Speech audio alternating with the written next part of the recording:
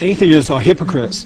They're listening to this small, radical, evil, hateful minority, and the Christians are the great silent majority that need to be woken up. Radicalism, he wants to fight a war against jihad. Well, if you're an atheist and you don't believe in anything, if you die, what is there to go to? Nothing. You're worm dirt. So, for their son to die for nothing, pretty hard to get your head around that.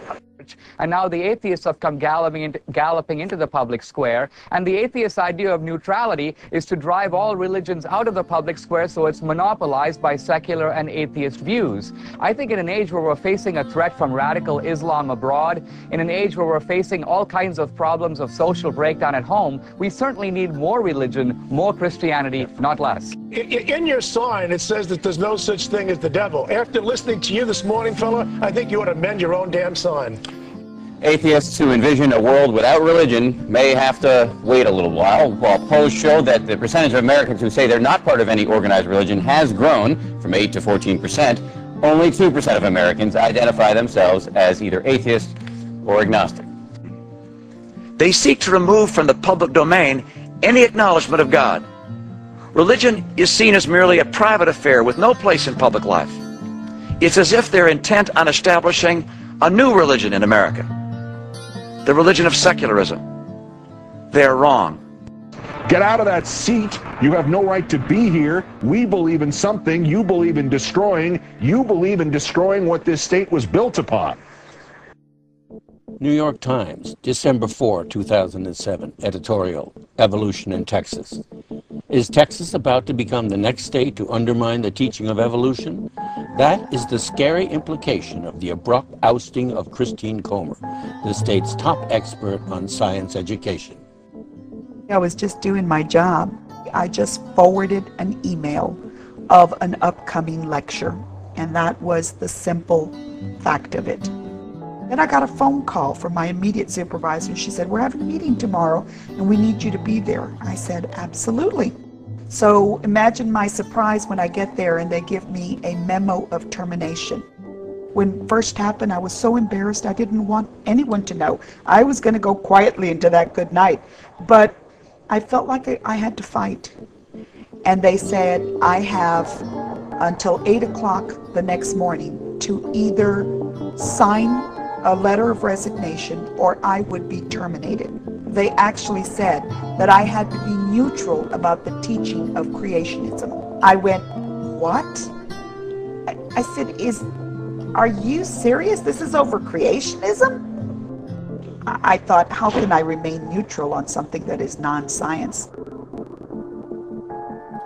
I got emails from people in Paris, in Hawaii, in Alaska, in London, and former students contacted me and they said, "Ms. Comer, you know, keep on fighting, stand up for the kids of Texas."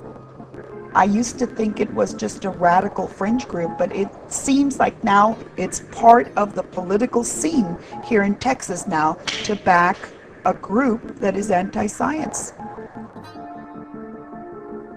Freedom depends on virtue. Virtue depends on morality. Morality depends on religion. Ergo, atheists are problematic citizens. Agnostics are problematic citizens. And that's good. We are reaching, I swear, a critical mass in this country where you're going to get a rebellion of people against this suffusion of public life. I hate atheists because atheists don't care if somebody fornicates in the middle of the street. They don't care if the women go bouncing around on TV topless. It makes no difference to them. They don't believe in anything. Because you don't believe in a set rule, and you believe that a constitution can change, and you can amend the rules as they go along, and you don't believe in God's rule, then what law do you have? You just have man-made laws. Hablaremos de lo que dice la Biblia de la creación. La evolución es mentira. Dios me hizo a mí. Darwin murió.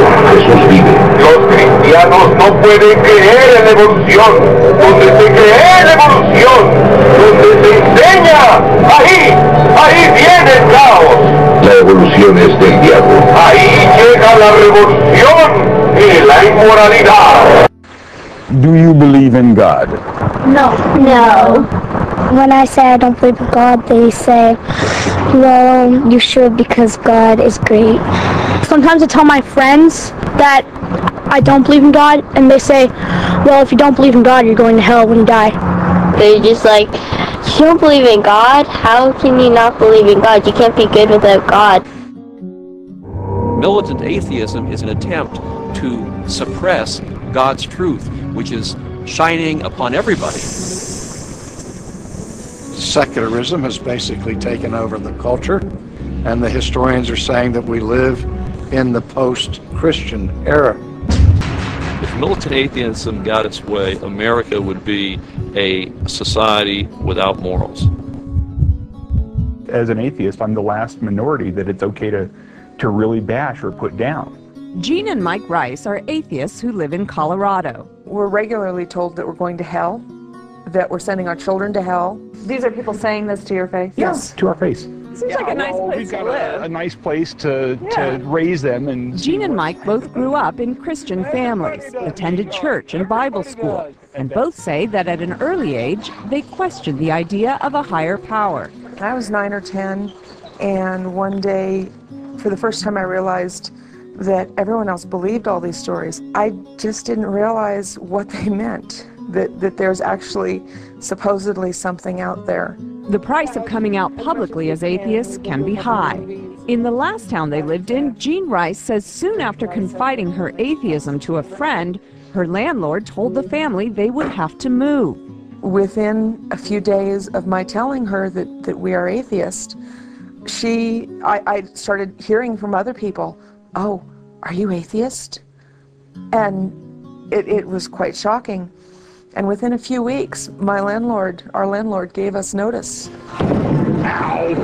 The Rices say they can't prove that religious discrimination was the reason they were asked to leave, but they found the timing suspicious. How has this affected your kids?